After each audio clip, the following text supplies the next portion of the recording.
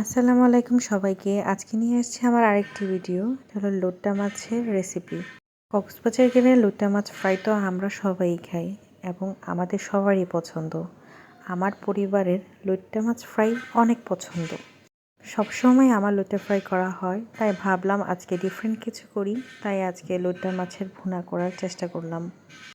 আমরা মাছ ভুনা যেভাবে করি সেভাবেই আমি ভুনা করেছি। আমার কাছে টমেটো ছিল না, তাই আমি টমেটো দেই নাই। এই জায়গায় টমেটো দিলে আরও বেশি ভাল লাগতো।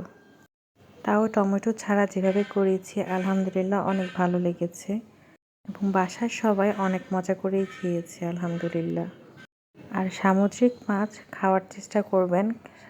বাচ্চা থাকলে বাচ্চাদেরকেও সামুদ্রিক মাছ দিবেন। সামুদ্রিক মাছ স্বাস্থ্যের জন্য অনেক উপকারী। এই ছিল আজকের আমার ছোট্ট একটি ভিডিও। সবাই লাইক, ফলো অ্যান্ড শেয়ার করবেন। আসসালামু আলাইকুম সবাইকে। সুস্থ থাকবেন, ভালো থাকবেন।